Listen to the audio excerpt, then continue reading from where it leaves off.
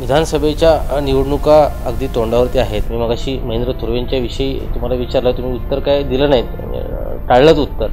त्याच धर्तीवरती महायुतीकडून सुधाकर घारे यांना उमेदवारी मिळेल असा दावा राष्ट्रवादीकडून केला जातो. म्हणजे विद्यमान आमदारांचा पत्ता कट करून त्यांची उमेदवारी कापून सुधाकर घारे यांना म्हणजे खासदार सुनील तटकरे असतील, उपमुख्यमंत्री अजित पवार असतील यांच्याकडून सुधाकर घारे यांना उमेदवारी दिली जाईल असा दावा वारंवार त्यांच्याकडून केला जातो.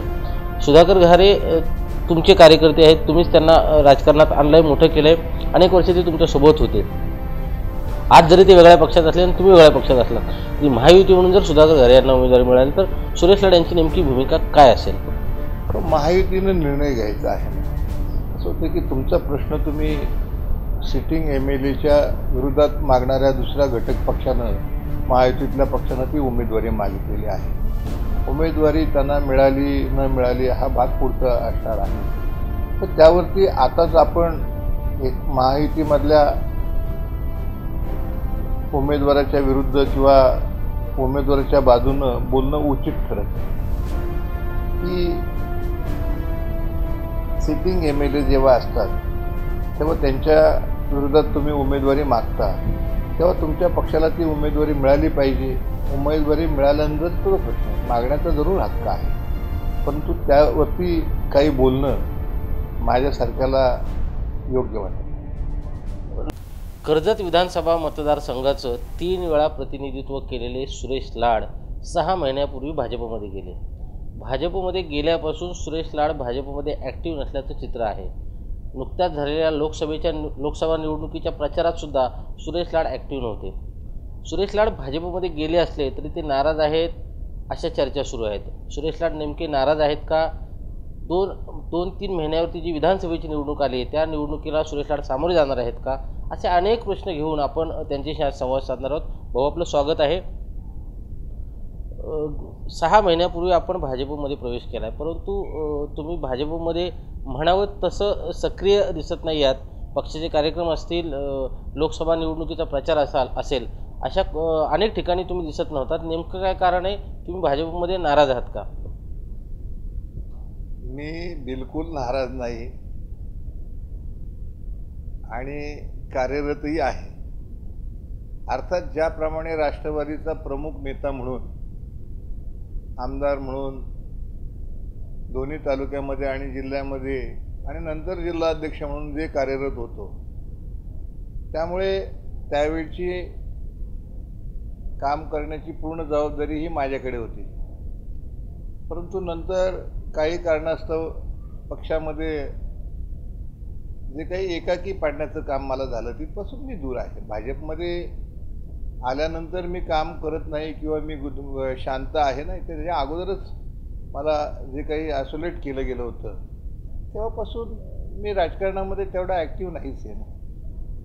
परंतु तुम्ही राष्ट्रवादीतून भाजपमध्ये प्रवेश केलात. भाजपमध्ये प्रवेश करण्याचा हेतूच असा होता की राष्ट्रवादी तुम्हाला एकटं पाडलं जातं आहे, तुमच्यावर अन्याय केला जातो आहे असा मुद्दा घेऊन तुम्ही उपमुख्यमंत्री देवेंद्र फडणवीस यांच्या उपस्थितीत नागपूरमध्ये भाजपमध्ये प्रवेश केला. भाजपमध्ये प्रवेश केल्यानंतर ज्या पद्धतीने तुम्ही ॲक्टिव्ह असायला पाहिजे की ज्या पद्धतीने सक्रिय असायला पाहिजेत त्या पद्धतीने सक्रिय दिसत नाही आहेत. नेमकं त्यामागचं काय कारण आहे? कसं असतं की अगोदर जेव्हा तुम्ही एखाद्या पक्षाचं नेतृत्व करत असता तेव्हा तुमचं ॲक्टिव्ह असणं हे वेगळं असतं आणि जेव्हा तुम्ही दुसऱ्या पक्षामध्ये जाता तेव्हा तुमच्याकडे ती काही पूर्णपणे नेतृत्वाची जबाबदारी नसते आणि अशी काही जबाबदारी घेण्याकरता आपण गेलेलो नव्हतो. राष्ट्रवादी काँग्रेस स्थापन झाल्यानंतर जेव्हा आम्ही पक्षामध्ये गेलो त्यावेळेस पूर्णपणे पक्ष उभा करण्याकरता जे काही करावं लागतं ते सारं आम्ही केलं. आता नंतर काही परिस्थिती अशी निर्माण झाली की त्यातून मग शांत राहणं हे पसंत केलं आणि नंतर मग भाजपमध्ये जाण्याचा निर्णय घेतला. तो निर्णय घेतल्यानंतर त्या प्रक्रियेमध्ये, भाजपाच्या काम करण्याच्या प्रक्रियेमध्ये मी पूर्णपणे सहमत आहे, समरस आहे. त्याच्यामध्ये नाराज वगैरे असण्याचा कुठे प्रश्नच येत नाही. असं तुम्हाला का वाटावं मला हे अजून समजलं नाही की लोकसभेच्या निवडणुकीमध्ये आम्ही सहभागी झालो नाही. आता कुठल्याही जाहीर सभा ह्या निवडणुकीमध्ये झालेल्या नाहीत. झाल्या त्या सभागृहामधल्या सभा आपण पाहिलेल्या आहेत आणि त्या पक्षाच्या कार्यकर्त्यांच्या सभा एकत्रितरित्या घेतल्या गेल्या. त्यामुळे बाहेर कुठे असण्याचा प्रश्नच येत नाही. आणि शिंदे गटाचे आप्पासाहेब बारणे उभे होते, त्यांच्या पक्षाकडे सारी यंत्रणा होती. आम्ही मित्रपक्ष म्हणून, महायुतीतले घटक पक्ष म्हणून आम्ही आमच्या परीनं काम केलं आणि प्रामाणिकपणे काम केलं. आता लोकसभा निवडणूक झाली. आता सध्या निरंजन डावकरे यांची जी निवडणूक आहे पदवीधर मतदारसंघाची, ती उद्या त्याचं मतदान आहे. त्या निवडणुकीतसुद्धा तुम्ही फार सक्रिय दिसत नाही आहात किंवा कुठे बैठका घेतल्यात, मतदारांशी संपर्क वगैरे असंही दिसत नाही आहे. त्यामुळेच चर्चा होती की तुम्ही पक्षात सक्रिय नाही आहेत म्हणून. मुळात ही काही आम निवडणूक नाही. आपल्या मतदारसंघातल्या 3-3.5 3.5 मतांच्या मध्ये ही निवडणूक आहे आणि ही मतदार नोंदणी त्या पक्षानं कमी जास्त प्रमाणात केलेली आहे. पदवीधर हे स्वतःचा निर्णय घेऊ शकणारे आहेत आणि दर निवडणुकीला ती मतदार नोंदणी करावी लागते. भारतीय जनता पक्षानं आपल्या उमेदवाराच्या करता आवश्यक जी मतदार नोंदणी आहे ती केलेली आहे. त्याप्रमाणे त्या मतदारांना आणणं, त्या मतदारांकडनं मतदान करून घेणं, ही सगळी व्यवस्था पक्षाच्या नेतृत्वाच्या मार्गदर्शनाखाली, नेतृत्वाखाली ही पूर्णपणे आज कामाला लागलेली आहे. जवळपास काम पूर्ण झालेलं आहे. उद्या सकाळी मतदान करण्याचं काम, मतदारांना आणण्याचं काम ज्याच्यावरती नेमून दिलेलं आहे तो करेल आणि त्या साऱ्या प्रक्रियेमध्ये कर्जत तालुक्यामध्ये आम्ही इथे सहभागी आहोत. तुम्ही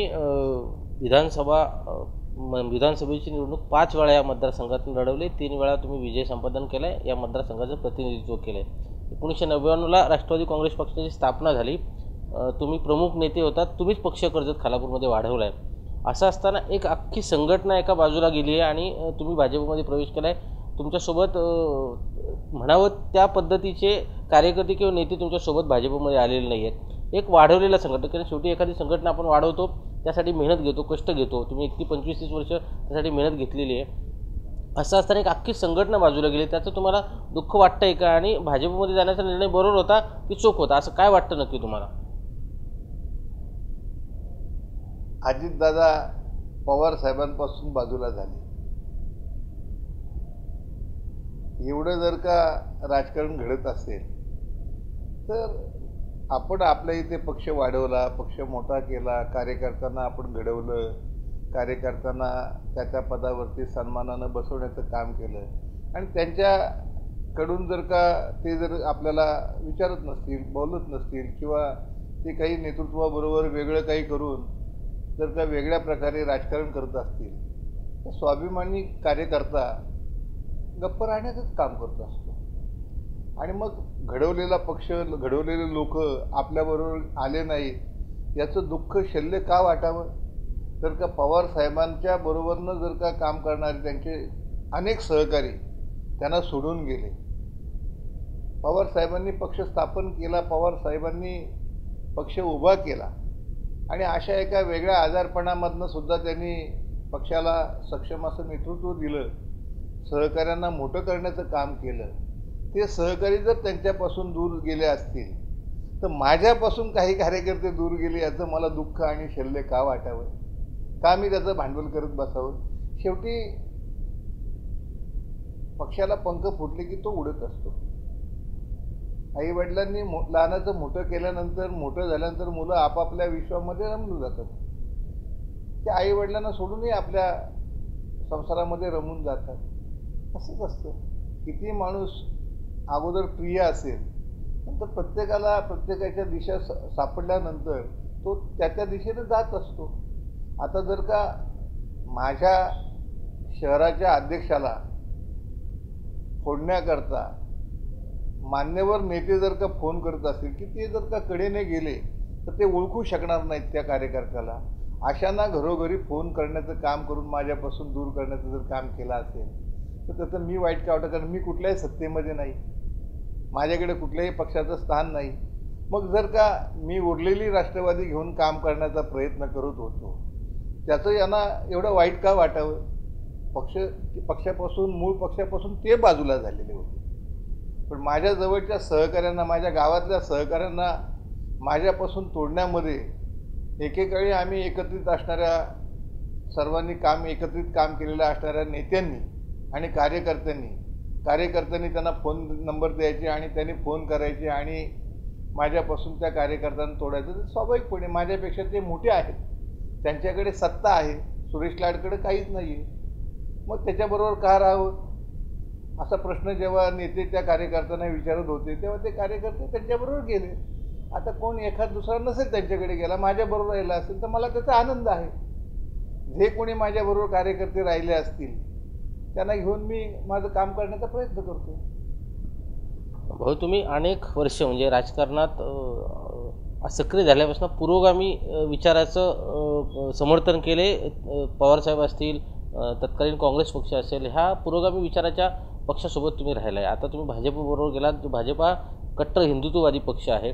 इतकी वर्षे एका वेगळ्या पक्षात काढल्यानंतर हिंदुत्ववादीमध्ये पक्षामध्ये जायचा निर्णय जेव्हा झाला त्यावेळेस नेमक्या काय भावना होत्या आणि इतक्या वर्षाचं एक नातं असतं. शेवटी आता तुम्ही पवारसाहेबांचा उल्लेख केलात मगाशी, राष्ट्रवादी म्हणून पवारसाहेब होते, तुम्ही त्या पक्षाचं नेतृत्व करत होतात, मग असा टोकाचा निर्णय घ्यायची त्यावेळेस काय इच्छा झाली?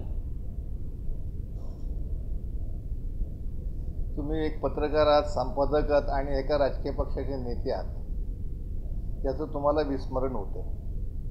तुम्ही सुद्धा पुरोगामी विचाराचे आहात. मग पुरोगामी विचाराच्या कार्यकर्त्यांनी किंवा पुरोगामी विचाराच्या नेत्यांनी भारतीय जनता पक्षाबरोबर सत्तेत गेलेलं चालतं का? म्हणजे तुम्ही चमच्यानं खाल्लेलं चालतं आणि मग जर का आम्ही हातानं जर का जेवलो तर ते वाईट असू शकतं का? तर तुम्ही पुरोगामित्व अगोदर सोडलं नाहीत का? जर का तुम्ही पुरोगामी म्हणून बोलत असाल तर ते पुरोगामित्व अगोदर कोणी सोडलं याचं आत्मपरीक्षण करा, ते अधिक चांगलं होईल.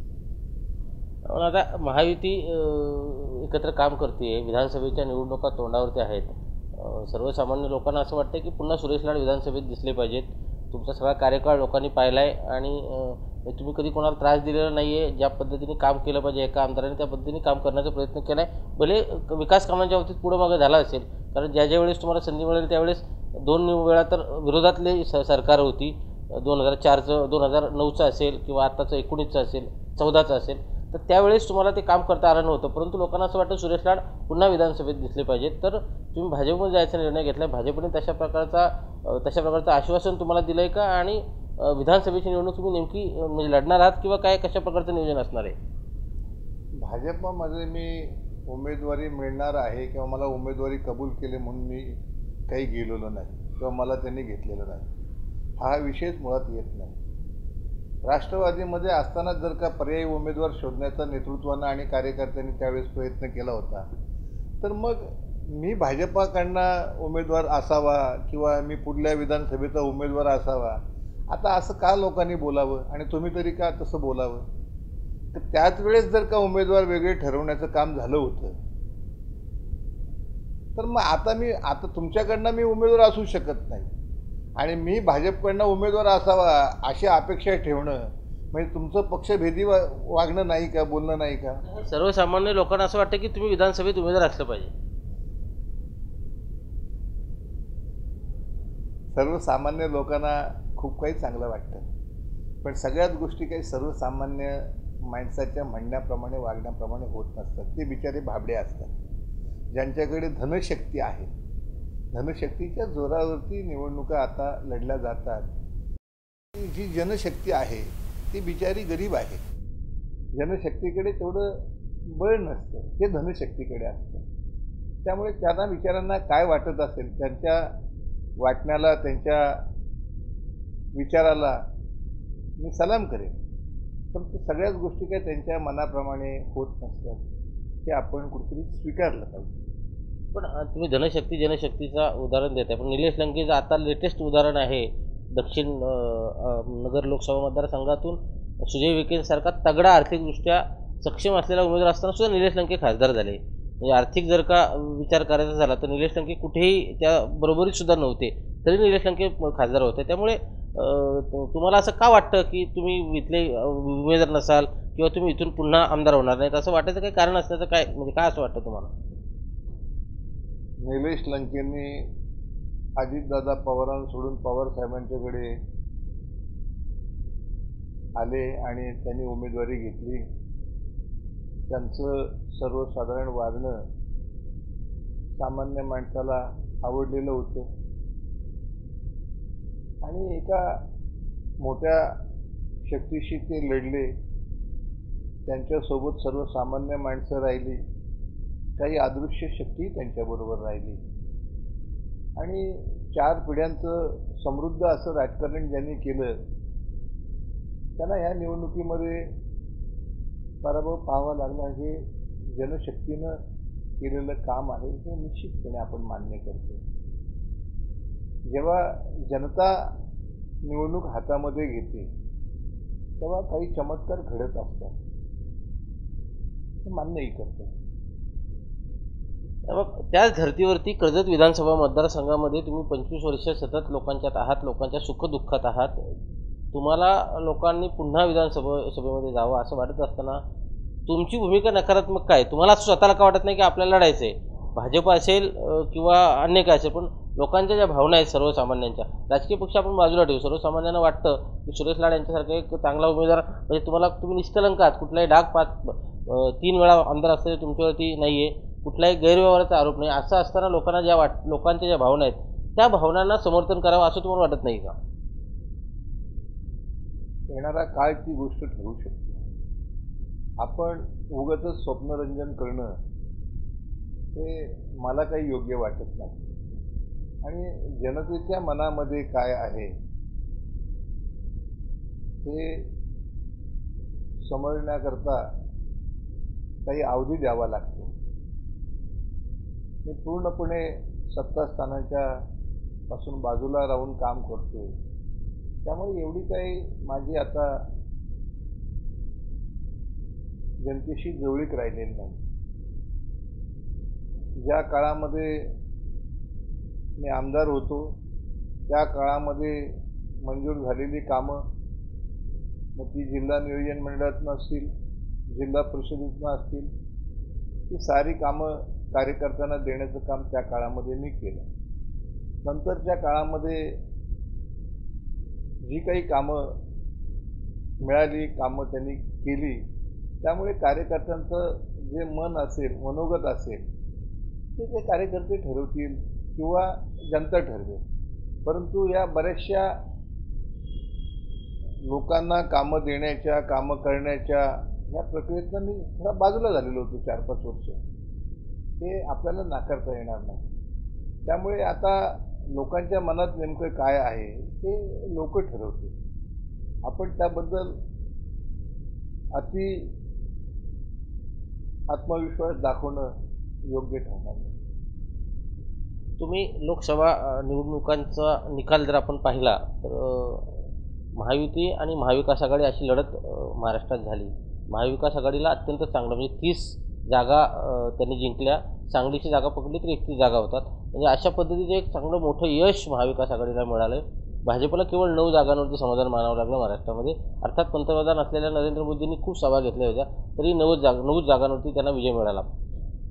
त्यामुळे शरद पवारांच्या पक्षाने 10 जागा लढून 8 जागांवरती त्यांचा विजय झाला. एक जागा जी त्यांची पराभूत झाली साताराची, ती अगदी किरकोळ मतांनी पराभूत झाली. तिथेही एक सेम निशाणी असल्यामुळे त्या जागेवर शशिकांत शिंदे यांना पराभव पाहावा लागला. त्यामुळे अशी एक चर्चा सुरू आहे की तुम्ही सुद्धा पुन्हा शरद पवारांच्या सोबत जाणार आहात, शरद पवारांच्या पक्षामध्ये तुम्ही सहभागी होणार आहात. लोकांच्यामध्ये जी चर्चा आहे त्यात किती सत्यता आहे?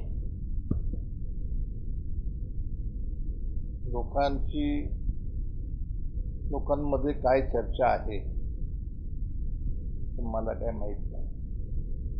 मी माझं कार्यक्षेत्र अतिशय मर्यादित ठेवलेलं आहे. मी माझ्या कार्यालयातून, गावातून जे काही काम असेल ते या ठिकाणी करतोय.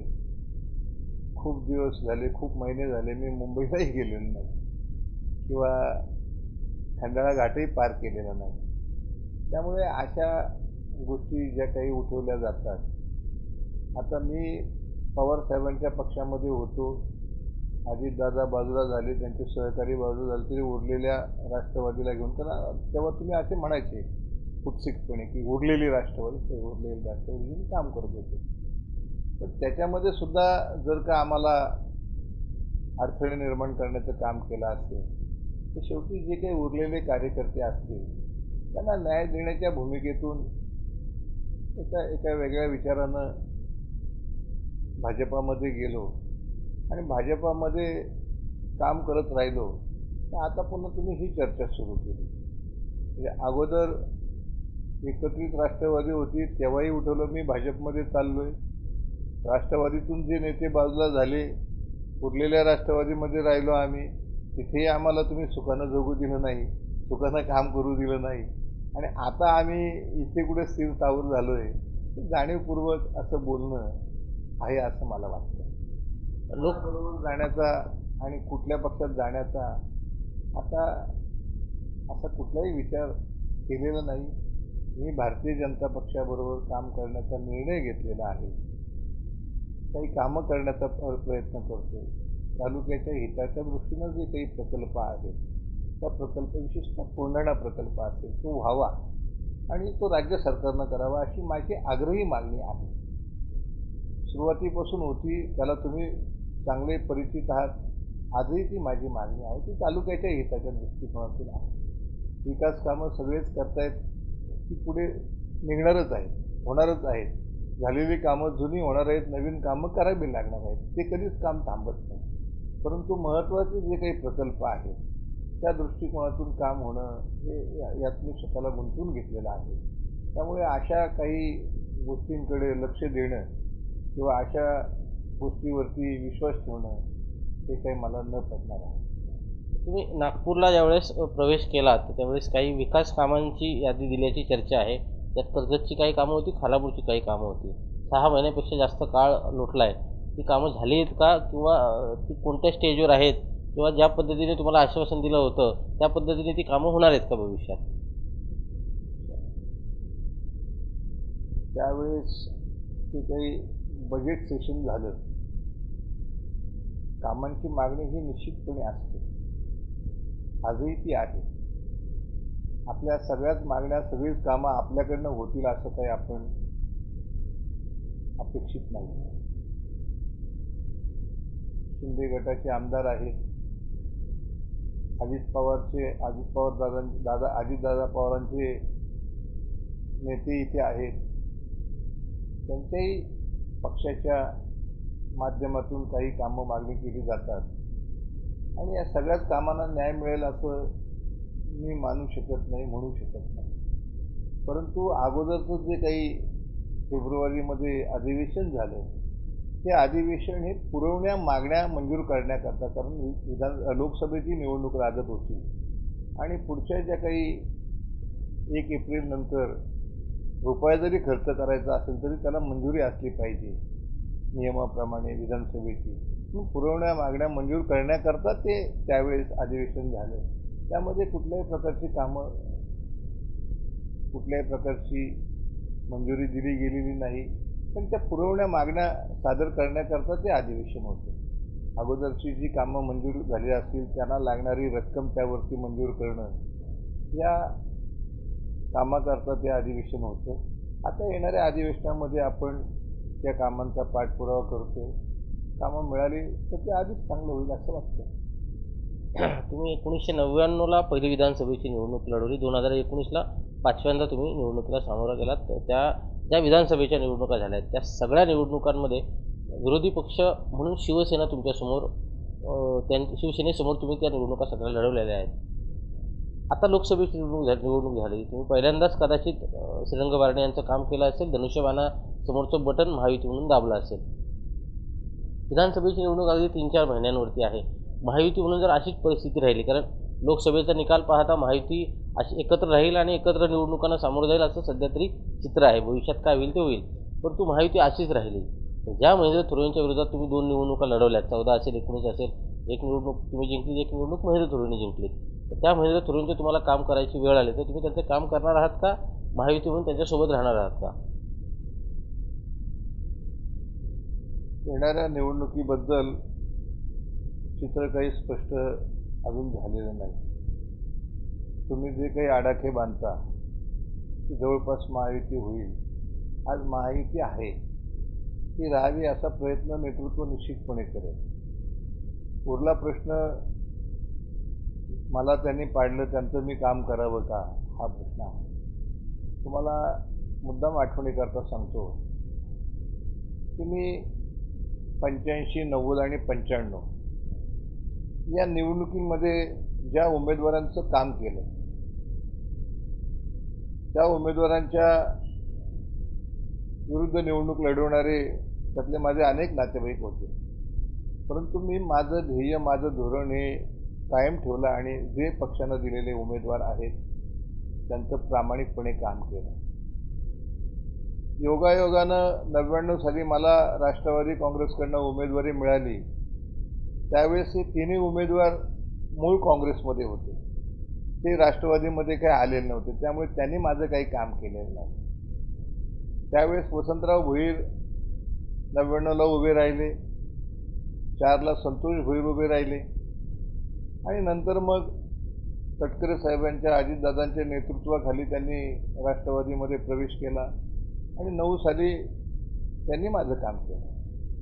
ते राजकारणामध्ये 5 वर्षाच्या ह्या अंतरामध्ये खूप काही घडत असतं आणि शेवटी तुम्हाला जर का राजकारणात राहायचं असेल तर काल काय घडलं आणि आज काय घडतं आणि उद्या काय होणार आहे याचं भान हे ठेवावंच लागतं. त्यामुळे पुढच्या निवडणुकीतला उमेदवार कोण असेल, त्याचं तुम्ही काम करणार आहात का, असल्या गोष्टीला काही महत्त्व असत नाही. आणि प्रथमच मी धनुष्यबाणाला आप्पासाहेबांना, आप्पा बारणेंना मतदान केलं, ही वस्तुस्थिती आहे. पण मी आप्पा बारणे विजयी व्हावेत, महायुतीचे उमेदवार आहेत, हे एकच ठरवून आप्पा बारणेंच्या नावासमोरचं बटन दाबण्याचं काम केलं. त्याच्यामध्ये मी कुठे चूक केलेली आहे किंवा मी कुठेतरी प्रतारणा केलेली आहे असं कुठेच मला वाटायचं काही कारण नाही. किंवा मी ज्या पक्षामध्ये अगोदर काम करत होतो त्या पक्षाचा उमेदवार काही त्यांच्या विरुद्ध इथे नव्हता. त्यामुळे माझं मन कुठेतरी विचलित व्हावं असं काही नव्हतं. ते तुम्ही ह्या भ्रामक अशा विचारातून, कल्पनेतून बाहेर येणं हे जीवनामध्ये आवश्यक असतं. जीवाभावाची माणसं जेव्हा तुम्हाला सोडून दूर जातात तेव्हा तुमच्या विरुद्ध कोण होतं, काय आहे याचा फारसा विचार करण्याची मला वाटतं आवश्यकता नाही. मावळ लोकसभा मतदारसंघाची निवडणूक नुकतीच झाली. कर्जत विधानसभा मतदारसंघामध्ये महाविकास आघाडी आणि महायुती अशी लढत झाली आणि महायुतीच्या उमेदवाराला 17,000हून अधिक मतांनी पिछाडीवर राहायला लागलं. 5 वर्षापूर्वी जेव्हा पार्थ पवार उमेदवार होते त्यावेळेस या मतदारसंघात पार्थ पवार यांना आघाडी होती. तुम्ही नेतृत्व करत होता, तुम्ही आमदार होतात. आता तुम्ही आहात, विद्यमान आमदार आहेत, राष्ट्रवादीची चांगली ताकद आहे, असं सगळं असताना म्हणजे भाजप, राष्ट्रवादी आणि शिंदे गट अशी चांगली ताकद असताना 17-18 हजारांची जी पिछाडी श्रीरंग बारणे यांना मिळाली आहे त्याकडे तुम्ही नेमकं कसं पाहता? त्याला वेगवेगळे पैलू आहेत. आप्पा 10 वर्ष खासदार असल्यानं, नाही म्हणताना अँटी इन्कम्बन्सी जे आपण म्हणतो त्यातलाही प्रकार काय असू शकतो. नंतर काही वेगवेगळे फॅक्टर इथे जे काही महाविकास आघाडीच्या माध्यमातून अस्तित्वात आले त्याचाही तो परिणाम असू शकतो. त्यातून वास्तविक पाहता महायुतीतले हे 3 महाघटक, महान पक्ष सगळे तिन्ही मोठे असताना पिछाडीवर जाणं हे कुठेतरी विचार करायला लावणारं आहे, मागोवा घ्यायला लावणारं आहे. त्याचं आत्मपरीक्षण सर्वांनीच करणं गरजेचं आहे. परंतु मलाही ती गोष्ट लागून राहिलेली आहे. या निवडणुकीमध्ये सर्वांना समजून सांगत असताना लोकांच्या मनामध्ये विलक्षण असं एक वातावरण निर्माण केलं गेलं होतं की घटना बदलली जाणार, तुमचं आरक्षण हे जाणार. मग ते आदिवासींना सांगितलं गेलं, दलित वर्गाला सांगितलं गेलं की घटनाच बदलली, राज्यघटना जर का बदलली गेली तर तुमचं आरक्षण बदलेल.